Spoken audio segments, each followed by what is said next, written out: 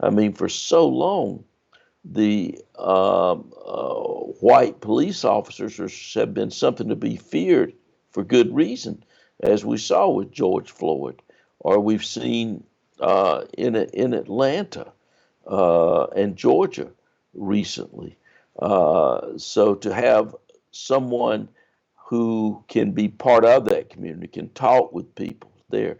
Uh, we don't want to go back to the history of the crime bill and those things, which were so much crime is committed in black communities, and as opposed to understanding why that is with wealth and poverty and homelessness, uh, people want to speak of it as a criminal disposition when any scholar will show you that the reasons that are there have to do with those structural things that we've talked about, that critical race theory has pointed to, that lead people who don't have job and job opportunities to be more likely to be creating crimes to survive. So this is often misunderstood and clearly criminalizing at harsher penalties petty crimes versus these kind of major crimes where people can swindle people of millions of dollars, as some charlatan or corporate swindle campaign and able to get off with hardly just a slap on the wrist, or go into a pampered special little prison where they have access to so much. This sort of disparities in this is a good example of what critical race theory would teach us about the institutions themselves that have perpetuated the inequalities. Talking of the inequality, what we're still talking about the policing, race as a tool and the discrimination of the system.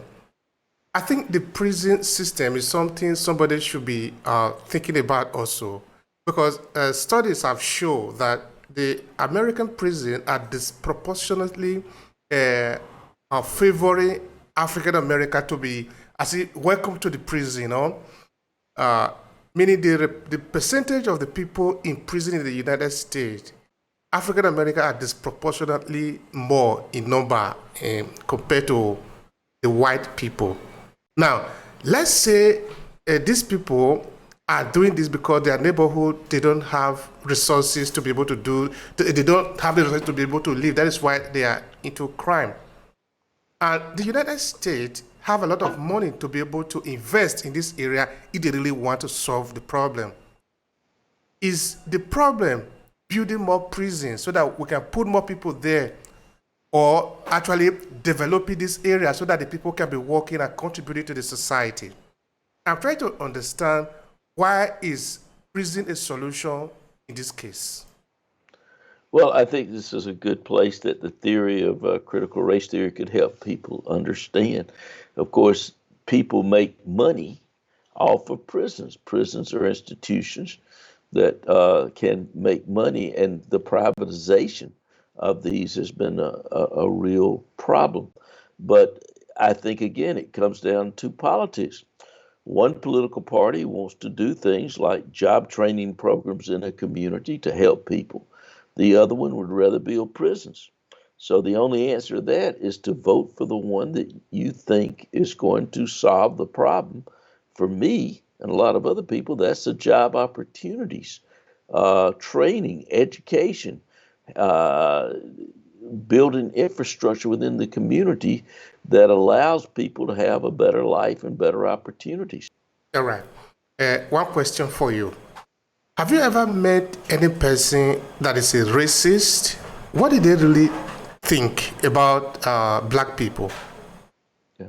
Well, when I was a young man, and I grew up in a little town called 96, South Carolina, just a college student. I was interested in race relations and, did some voter registration, things like that. I was so impressed by the young people who came to South Carolina and Georgia to register voters, part of the civil rights movement, that I had the naive idea that all people from the North were non-racist. So I was so excited when I was chosen to go to Columbia University, my school, Furman University. I guess nominated me. I didn't even know I had been. Didn't even know what Columbia University was. They had a Harvard, Yale, Columbia summer program, so I did all of those. And I was very excited because I was going to go north.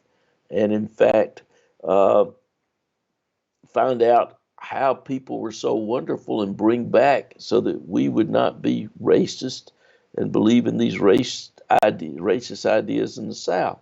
They put us in Bernard and Barnhart College for that summer, and the guard there was a bachelor Irish guard, so there had been a policeman, and I had never met as racist a person in my life as that person. He really was a sort of neo, what I would almost think of as Nazi, but his whole idea that summer was to save me from my ideas of egalitarianism. And I realized it has nothing to do with North or race or South, that race and racism can be anywhere. And that's part of what critical race theory is pointing out, that actual uh, people who might consider themselves anti-racist can be part of institutions that perpetuate racism itself. If one were to ask, what is the actual benefit in terms of concrete benefit that they can have for being racist?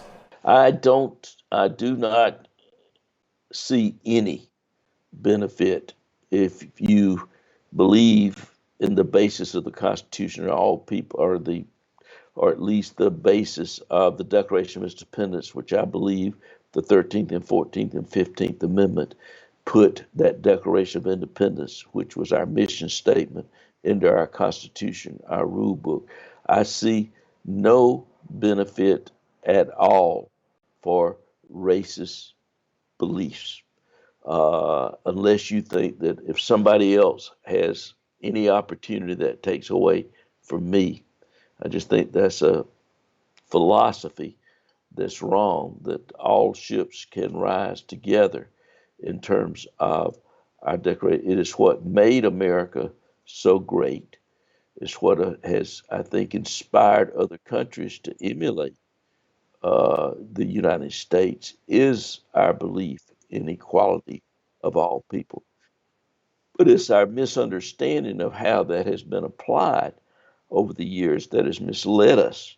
And there, I think, is so important to investigate our history to see what we can do, in fact, to end these inequalities, or at least to make them better.